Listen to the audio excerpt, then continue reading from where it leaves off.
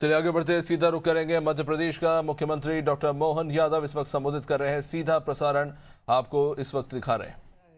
मैं अभी से शुभकामना दे देता हूं सभी मित्रों को। भविष्य की दृष्टि से हो सकता है 27 में आप नंबर 1 पे आइए, मेरी कामना है, मेरी अपनी ओर से बधाई। गणतंत्र दिवस की परेड, ये गौरव और ये गौरव और तब बढ़ जाता है जब दुनिया के सबसे बड़ा लोकतांत्रिक देश, आज दुनिया के अंदर सबसे बड़ा लोकतांत्रिक देश अगर कोई है तो वह हमारा देश भारत है। और ऐसे लोकतांत्रिक देश में हमें और इस बात का आनंद है, यशस्वी प्रधानमंत्री के नेतृत्व में देश हर क्षेत्र में आगे बढ़ रहा है, किसी क्षेत्र में कमी नहीं। जब मैं प्रधानमंत्री की बात कर रहा हूँ तो जोरदार ताली बजा करके उनकी भावना का सम्मान करें।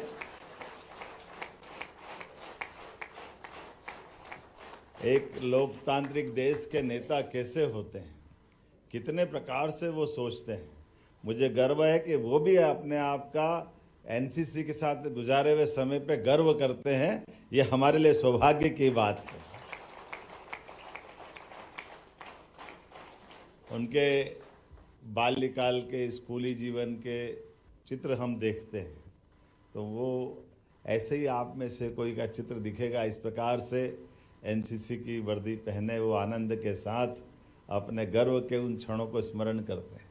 और एनसीसी के समान एनएसएस वालों के लिए भी जोरदार अभिनंदन। हमारे एनएसएस के मित्रों ने भी अपनी जो भूमिका अदा की, मैं आपको भी बधाई देना चाह रहा हूँ। और ये सही कहा अनुपम राजन जी ने, अब हमको टारगेट डबल 1.5 लाख से 3 लाख की तरफ ले जाना है। तो उनने जब बोला तो किसी ने ताली नहीं बजी, मुझे लगता है कि पसंद नहीं आया उनका सुझाव। हमारा डबल टारगेट मिल रहा है, ये बात सही है। आज के इस दौर में आपकी भूमिका लोकतंत्र की भावी भूमिका को और मजबूत करेगी। आपके माध्यम से स्कूली जीवन, कॉलेज के जीवन के आधार पर हम अपने इन सारी चीज़ों की परिस्थितियों, जैसे आप महसूस करिएगा हमारे अपने देश के अंदर आज के समय में, अब तो संचार साधन बहुत थोड़े से में सब बता देते हैं, सोशल मीडिया हो, प्रिंट मीडिया हो, इलेक्ट्रॉनिक मीडिया हो। दुनिया बहुत छोटी हो गई और छोटी दुनिया में आप चारों तरफ निगाह दौड़ाओगे तो आपको वो सब दिख जाएगा जो आज के लिए आपको देखना बहुत आवश्यक भी है। इन सारी बातों से अब अनजान रहने से बात नहीं बनने वाली।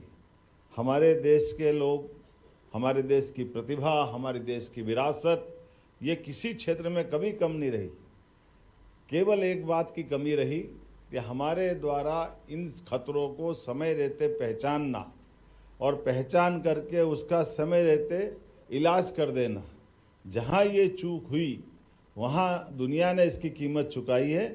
और हमारे लिए और ज़्यादा चुनौती तब बढ़ जाती है जब हमारी संस्कृति तो इतनी अच्छी है, हमने अपनी अच्छाइयों को बांटने के लिए भारत ने दुनिया में अपनी सदैव पहचान बनाई है। हमने कभी किसी के देश की सीमाओं में अतिक्रमण नहीं किया, हमने किसी को दबाया नहीं, लेकिन मानवता की स्थापना के लिए भारत और भारत के लोगों ने आदिकाल से अपनी एक पहचान बनाई है। और इसीलिए आपके जैसी शिक्षा अध्ययन करते करते, अलग अलग विधाओं से आपको परिचित कराते हुए, एनसीसी के माध्यम से जिनकी गायन की, वादन की, किसी अपनी अच्छे बौद्धिक या भाषण देने की जिसकी जो प्रतिभा है, हमारे यहाँ तो आदिकाल से 64 कला 14 विद्या, भगवान कृष्ण के काल से, भगवान राम के काल से, हर काल में हम अपनी प्रतिभाओं को आगे बढ़ते देख करके उनके अपने अलग अलग बनाए गए उस समय के बड़े योगदान को स्मरण करते रहते हैं।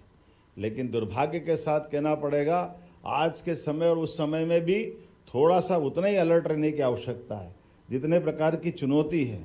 आप बगल के अपने 2 देशों से देख लीजिए, क्रिकेट के मसले पे हमने देखा है प्रतिभाओं की कमी नहीं है दोनों देशों में, लेकिन केवल अपनी उस मुर्गे की 3 टांग समझ में नहीं आता क्या करेंगे। पाकिस्तान मानता ही नहीं है, कितना ही मारो समझ में नहीं आता है। 1 बार मारो, 2 बार मारो, फिर बोलता हमको मारा ही नहीं, कितनी बार मारा।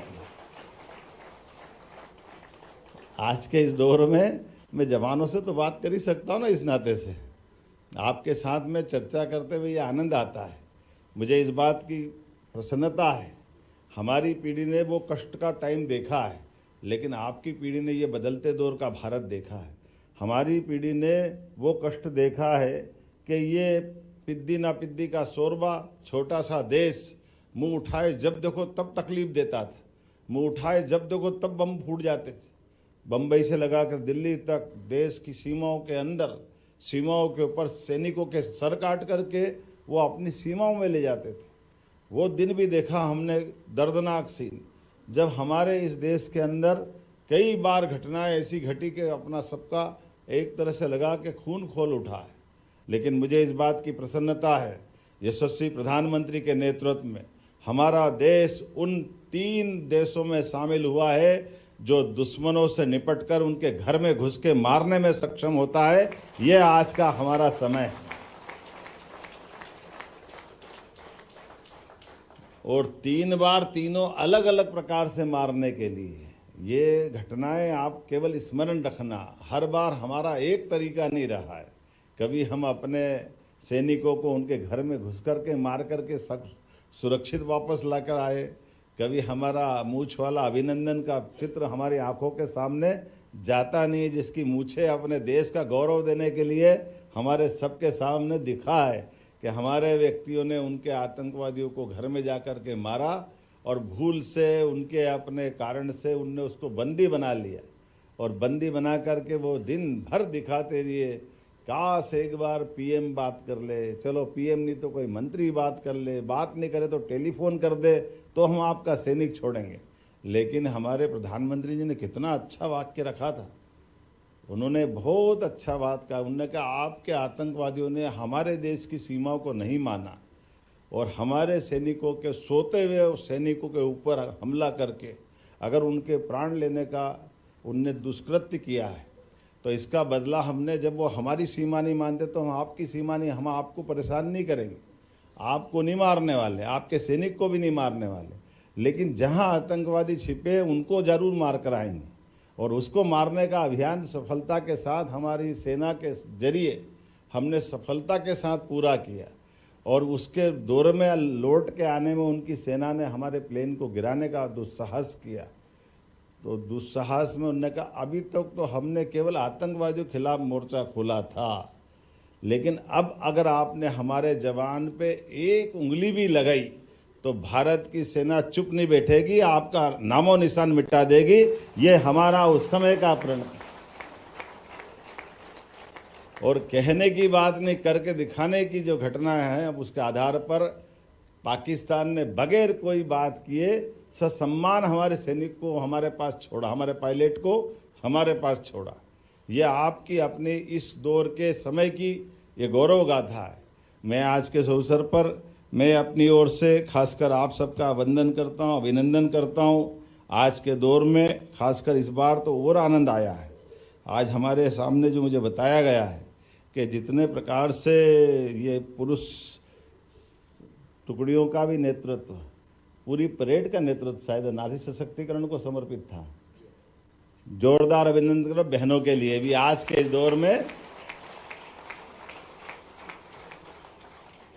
कितना अभूतपूर्व पल होगा कर्तव्य पथ पर जब किसी महिला अधिकारी ने गणतंत्र दिवस की पुरुष की अर्धसैनिक टुकड़ी की कमान संभाली। यह हमारे लिए गर्व की बात है। ये हमारी रानी झांसी, दुर्गावती और गौरवशाली अतीत की तरफ ले जाती है। मुझे इस बात की प्रसन्नता है, इस वर्ष हमारी 23 बालिका कैडेट्स कर्तव्य पथ मार्चिंग टुकड़ी का हिस्सा बनी। उन बेटियों को मार्च करते देख करके हमारा भी मस्तक गर्व से भर गया। आनंद आया कि हाँ, ये हमारी बेटियां अब असंभव से भी संभव करने के लिए आगे बढ़ रही। मुझे इस बात की प्रसन्नता और माननीय प्रधानमंत्री जी को मैं धन्यवाद देना चाहूँगा, जिनके माध्यम से रक्षा सेवाओं में बहनों को भी स्थायी कमीशन दिया गया। ये बहुत बड़ा निर्णय है। जोरदार अभिनंदन करें माननीय प्रधानमंत्री जी के लिए भी। और नौसेना की अग्निपथ योजना में महिलाओं के लिए आरक्षण, बड़ी संख्या में महिला अग्निवीरों की भर्ती, ये सब कदम भारत की प्रगति को दर्शाते हैं। सैनिक स्कूलों में, नेशनल डिफेंस अकादमी में अब बेटियों के लिए मौका मिलना ये सौभाग्य की बात है। आज देश के सैकड़ों सैनिक स्कूलों में हमारी बेटियां अध्ययन कर रही है। मैं आज के इस अवसर पर उन सबको बधाई देना चाहूँगा। हमारे एनसीसी के कैडेट्स ने आरडीसी की घुड़सवारी प्रतियोगिता में 3 पदक जीते। साथ ही बेस्ट कैडेट प्रतियोगिता में मध्य प्रदेश छत्तीसगढ़ के भी हमारे बच्चों ने 1 स्वर्ण और 2 रजत पदक प्राप्त किए। मैं बधाई देना चाह रहा हूँ, जोरदार अभिनंदन करें उनके लिए भी। और जैसा कि हम सबको जानकारी है, ओवरऑल हमारे राज्य के और छत्तीसगढ़ के आधार पर हमको तीसरा स्थान मिला। मैं अपने भाई छत्तीसगढ़ सहित मध्य प्रदेश के लिए भी एक गौरवशाली अनुभव कर रहा हूँ। जोरदार अभिनंदन करें। अविभाजित मध्य प्रदेश का ये क्रम आज तक हमारे लिए सबसे बड़ी उपलब्धि वाला है। इस वर्ष सीएम बैनर प्रतिस्पर्धा में भी जिनने बढ़ चढ़कर हिस्सा लिया, ऐसे कैडेट्स और उनके इंस्ट्रक्टर स्टाफ को भी मैं बधाई देना चाह रहा हूँ। और ख़ास करके आपके अंदर समाई कर्तव्य बोध से भरी ओजस्वी, तेजस्वी और साहसी प्रतिभाओं को अपने अपने उद्देश्य की प्राप्ति करने के लिए शुभकामना देता हूँ, बधाई देता हूँ। बहुत बहुत धन्यवाद। आपके मार्गदर्शित उद्बोधन के लिए आपका हार्दिक धन्यवाद माननीय मुख्यमंत्री जी। अब मैं माननीय मुख्यमंत्री जी से अनुरोध करती हूं कि वे पुरस्कार प्राप्त कैडेट्स को सम्मान प्रदान करने हेतु मंच पर ही विराजमान रहें।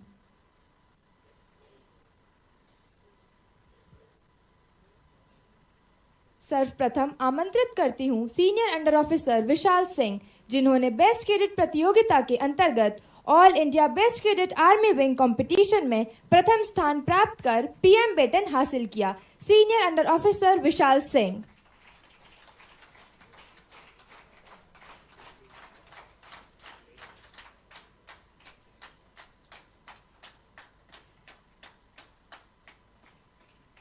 द्वितीय आमंत्रित करती हूं सीनियर अंडर ऑफिसर प्रथा सिंह उमट, जिन्होंने all India best cadet competition SW army wing में द्वितीय स्थान प्राप्त कर रजत पदक हासिल किया। सीनियर अंडर ऑफिसर प्रथा सिंह उमट।